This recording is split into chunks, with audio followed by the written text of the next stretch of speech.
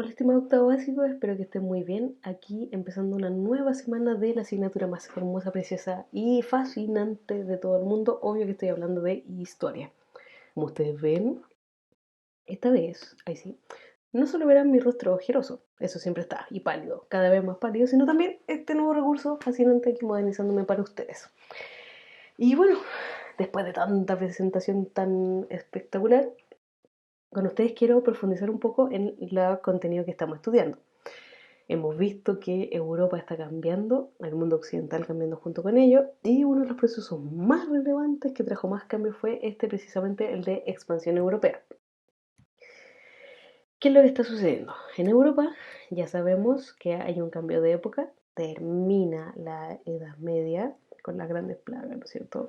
Y entonces comienza la época moderna marcada por el Renacimiento y el humanismo. Esto hace que de la mentalidad teocéntrica pasemos a la mentalidad antropocéntrica con todo lo que eso implica. Sabemos entonces que el Renacimiento comienza en la península itálica y se va expandiendo alrededor de toda Europa central hasta llegar entonces a gran parte de Europa, exceptuando algunos principados que ahí ustedes están viendo. ¿Por qué entonces se produce la expansión europea?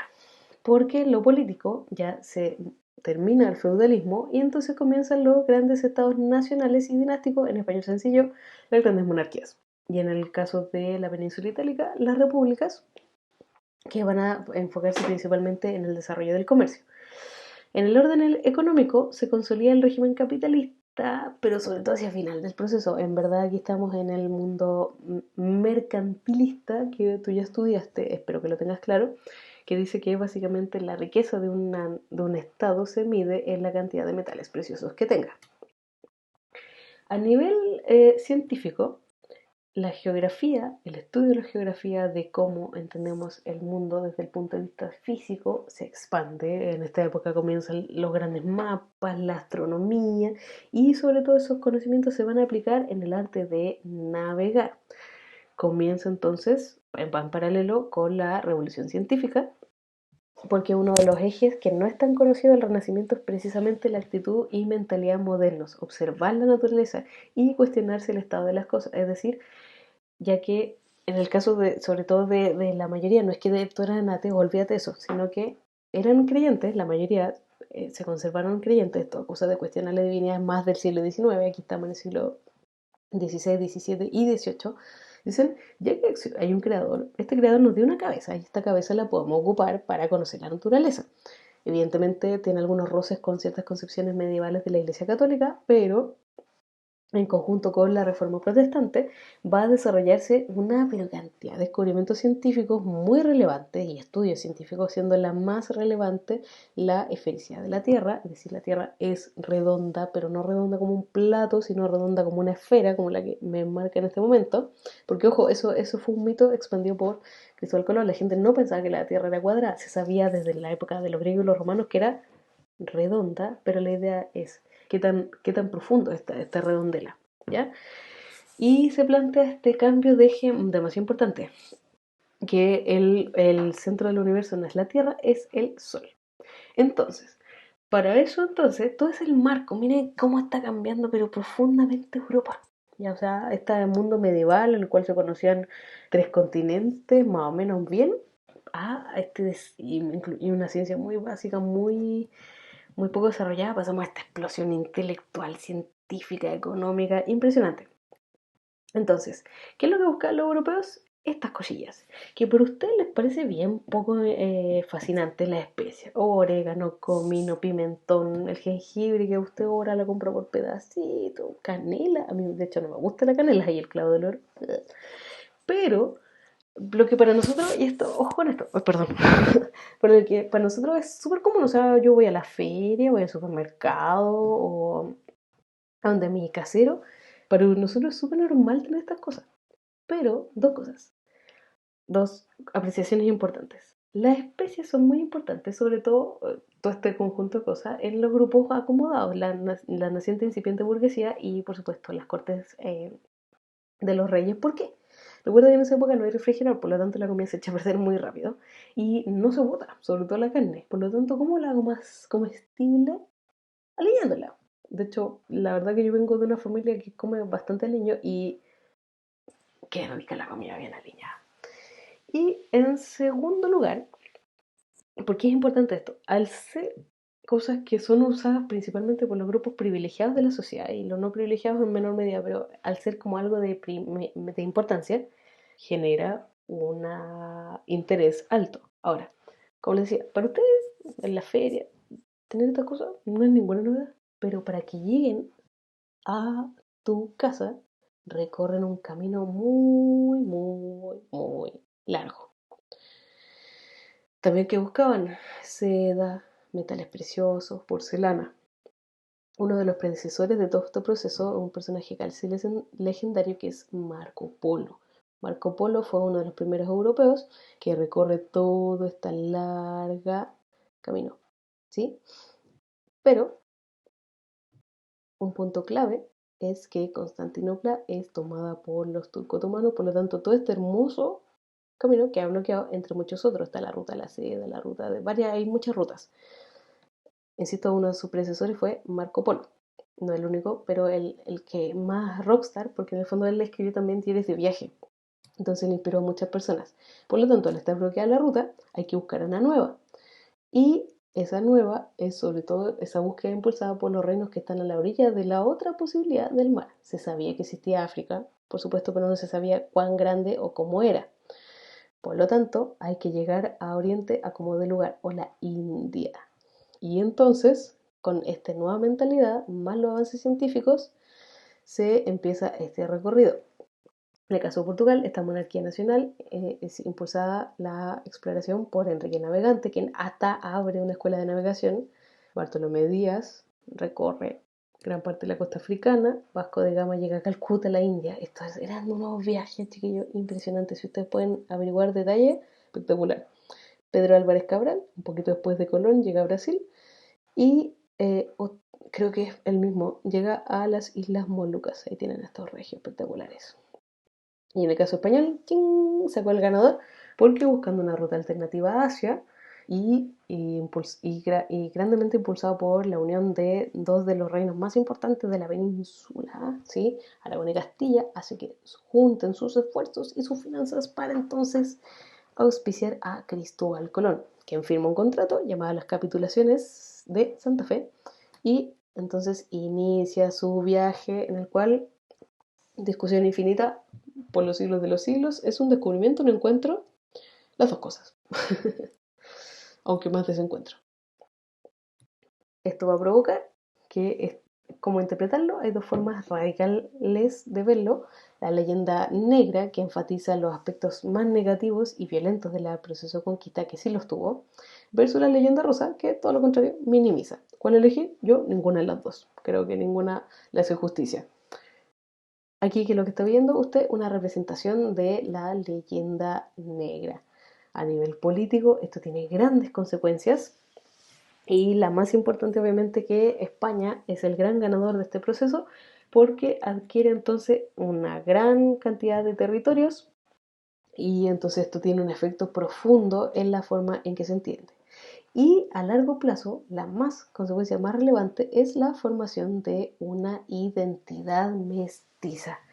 Eso entonces es una introducción a lo que hemos estado estudiando con el objetivo de que entonces se aclaren algunos conceptos, podamos seguir avanzando. Recuerda entonces de que estamos viendo una cantidad de procesos muy, muy intensos, muy largos, muy fascinantes de la historia occidental, pero un bonus track. Porque vemos que buscaban nuevas rutas, vemos que habían avances científicos, pero ¿qué pensaban los navegantes aparte de buscar oro, fortuna, especias, la nueva ruta y todas esas cosas? ¿A qué le temían ellos? ¿En qué estaban pensando? Y esto es muy entretenido. Porque insisto, esto es un bonus track que no está muy relacionado con los contenidos, pero que a mí me encanta recorrer por asuntos de mentalidad. ¿Qué hubiera pensado? ¿A qué le temía? ¿Qué es lo que pensaba un navegante del siglo XV y XVI? Primero, en invitar al gran rockstar Marco Polo en llegar a la India o al lejano oriente. De ahí por eso se le llamó a América las Indias. Y de ahí viene indio, que técnicamente es un error llamarle a los pueblos originarios así, porque no son de la India, son americanos, pero es obviamente un legado de esta época. Y recuerden entonces que la mentalidad es una mezcla entre este mundo teocrático de la Edad Media, pero también muy alimentada por el imaginario renacentista. Y este imaginario renacentista recoge entonces la fuerte influencia de griegos y romanos. Entonces, ¿qué es lo que buscaban algunos de los exploradores? El paraíso terrenal.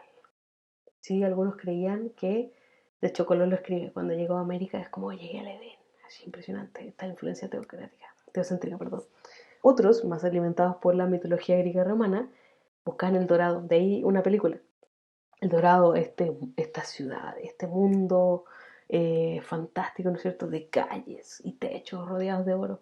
Y es muy entretenido porque el dorado como que es escurridizo. Al principio parece que está en Centroamérica, después con los aztecas que encontraron una cantidad de oro impresionante, después con los incas, después al sur y más al sur, y el dorado parece entonces ser este anhelo que muchos buscaban, porque en el fondo recuerda que una economía mercantilista y en eso el dorado conecta mucho, porque en el fondo es una ciudad o un estado eventualmente lleno de oro. Eso ya es el paraíso del mercantilista. Otros, más intelectuales, buscaban la ciudad de los Césares. ¿Qué es la ciudad de los Césares? Es una ciudad habitada solo por sabios. Esto es un resabio de Grecia y Roma. Otros, los más informados de los mitos, buscaban la Atlántida. De ahí, por eso, de hecho, que ahora lo muy entretenido es que se descubrieron unas ruinas que están precisamente en el Océano Atlántico. De ahí viene su nombre, ¿sí? Que cuenta Platón que fue inundado. Otros buscan los más geográficos, buscan Katai y Zipango, que en el fondo es Japón y la India actual. Ahí está un mapa súper claro donde está Katai y Zipango. ¿Ya? Marco Polo lo describe como una civilización avanzada, muy desarrollada. Así. Esto se supone que es un pájaro, parece bien, pero créanme que es un pájaro así. Y Marco Polo lo describía como un mundo muy con grandes edificios, una cultura muy potente. Y eso, sobre todo los españoles, o la gente que llegó más a América, hay otros como los portugueses que llegaron al Lejano Oriente, les provocaba mucha contradicción porque en el fondo cuando llegan acá, no, obviamente no se encuentran primero con los aztecas ni con los incas y las ruinas mayas estaban en ruinas, literalmente estaban enterradas bajo la selva. Entonces cuando llegaban acá, decían, esto no se parece a Catayisipango. Y como que ahí empezaron a sospechar, y de ahí Américo Vespucio, por eso llega a la conclusión de que esto no es el Lejano Oriente, ni es Cataysipango. Pero también creían que habían personajes. Uno de ellos era San Brandan, un monje que viajó y habría llegado a nuevas tierras, que no son el Lejano Oriente. Fascinante. Pero también, alimentados sobre todo por los mitos renacentistas, están otras criaturas como el acéfalo, el hombre sin cabeza. Ahí está, hermoso, ¿no? Otras personas pequeñas, como el pigmeo, chiquitito, el cíclope de un ojo y los monopies, la gente con un solo pie. Ahí está, miren qué hermoso. Ahora, fuera del temor de los navegantes, ¿esto tiene sentido? Sí, todo el rato. ¿En qué sentido? Cuando navegaban, se producían distorsiones cognitivas. ¿Qué significa eso? Que a veces creían ver cosas que no eran lo que veían. Por ejemplo, el monopié, de hecho, sale en las crónicas de Narnia, como monopié, pero en el fondo si tú lo piensas, era gente que veía los barcos parados de una canoa. El acéfalo es más sencillo de explicar porque en el fondo hasta el día de hoy hay ciertas tribus que se tapan hasta aquí con escudos y de hecho les pintan caras para provocar miedo. El primero no es tan difícil, hay gente más chica que uno, que ellos. Y el cinocéfalo es una leyenda medieval de un monje con cabeza de perro, es más difícil que sea algo muy, alguien muy barbudo, gigantes, que esto es más fácil de explicar, porque en el fondo la estatura media del europeo era bastante parecida a la mía, entre 1,50 m y algo y 1,65 m, los más súper altos, y llegan, por ejemplo, al extremo sur de Chile, en donde los Selknam y los Onas medían entre 1,70 m, 1,80 m, 1,90 m algunos, entonces dicen, ¡oh, qué gigante! De ahí viene Patagonia, patas grandes. También los hombres quemados, que son muy entretenidos, que en el fondo uno de los temores que ellos tenían es que mientras más cerca del centro de la Tierra avanzaban, llegaba más directo al Sol, por lo tanto te quemabas. Cosa que sabemos que no es así, sino que es una adaptación de la piel y esas cosas, pero recuerda que usted es un europeo que no había visto gente tan distinta en su vida. Muchos de ellos provenían de de campos, en el fondo, con muy poco contacto con alguien distinto. Entonces veía a alguien más moreno, imagínate, alguien bastante paliducho como yo, o más aún pálido, o pálida, pero pálido principalmente porque eran hombres que navegaban, veían, llegaban a las costas africanas y decían, este se quemó, o sea, ¿qué otra explicación hay? ¿Sí? Y otros seres extraños como las guerreras del Amazonas, que esto es un mito griego y por eso la selva del Amazonas se llama así en América. Sí, unas guerreras muy rudas, sirenas también de la mitología griega, que ahora sabemos que, por ejemplo, pueden ser manatíes o simplemente eh, distorsiones cognitivas o alucinaciones. Esto es un mito, recuerda lo que yo dije. En esa época se sabía, insisto, desde los griegos, los romanos, incluso antes de ellos, que la Tierra era redonda. La duda era si era una esfera o era así como esta moneda y por lo tanto, al tener bordes eventualmente y al no estar tan desarrollada la teoría de la gravedad, que eso es bastante posterior con Newton, se temía que se cayeran los barcos. También, ¿cómo era la Tierra? ¿Se fijan que esto es del siglo XI? Por lo tanto, siempre se supo que era redonda. ¿Pero cuántos continentes habían? Ah, un mapa un poco más desarrollado. ¿Se fijan? Y aquí, entre medio de los monstruitos, ¿sí? Está, en la carta de Toscanelli, una de las cartas que se usaban para navegar, muy famosas. Hasta que la llegada al Nuevo Mundo hace que se amplíe el mundo conocido y un montón de otras cosas en niveles nunca antes conocidos. Y efectivamente la relación con el otro distinto se ve grandemente desafiada, porque el europeo está con toda esta mentalidad renacentista, alimentada no solo sus miedos, sino también sus esperanzas, sus expectativas, y se encuentra con gente que quizás no es igual a Cata y Zipango, pero no por eso es menos desarrollada, pero igual es distinta. Y ahí entonces se produce este choque para algunos, encuentro para otros, y desencuentro para mí, desencuentro en qué sentido, en que nos encontramos pero no entendemos muy bien, no, es como raro, o sea, imagínense un mundo tan cerrado, tan chico, tan todo. Y entonces se produce este encuentro. Ahí está Puerto de Palos, de donde salen las naves de Cristóbal Colón, la expedición más famosa, no la única ni la más importante exclusivamente. Ahí están las réplicas. Y miren cómo cambia el mapa, ¿se fijaron? Cómo se entiende el mundo en 1445 y luego de las exploraciones. Obviamente falta mucho por explorar América, pero África se parece bastante a lo que ya se conoce. Aquí se fijan en el contorno, cómo va a cambiar en muy poco tiempo. Y este dato es muy entretenido. ¿Cuánto se demoró? 70 días. ¿Y cuánto se demoraría hoy en algo bastante lento? 37. Qué entretenido está. Bueno, eso como introducción. El resto de la profundización hágalo con todos los recursos que seleccioné para usted y entendiendo que lo que hicieron estas personas cometieron muchas crueldades. Sí, todo el rato. Pero eso es bajo nuestro punto de vista. Porque para el punto de vista de ellos, así como entendía el mundo, así como tenían que ser las cosas, por supuesto que no defendemos ese punto de vista en la actualidad, por algo estudiamos historia, para no repetir sus errores. ¿Cómo fue entonces la relación entre los europeos y los pueblos originarios y los desafíos? Y muy interesante, estudien lo más profundo que puedan, denle su tiempo, denle su dedicación al debate de Valladolid. Se van a dar cuenta de que sí, se cometieron excesos, sí, todo el rato, pero que si bien así se entendía que tenía que ser el mundo, no necesariamente se aceptaba como algo evidente que tenía que ser así. Así que los dejo con esa entretenida investigación entre la relación, el encuentro, desencuentro, choque o el concepto que le venga aún mejor entre estos dos mundos. Que estén muy bien, recuerden, estoy conectada al correo, cualquier duda, consulta, comentario y por supuesto para hacer la retroalimentación de sus actividades. Que estén muy bien.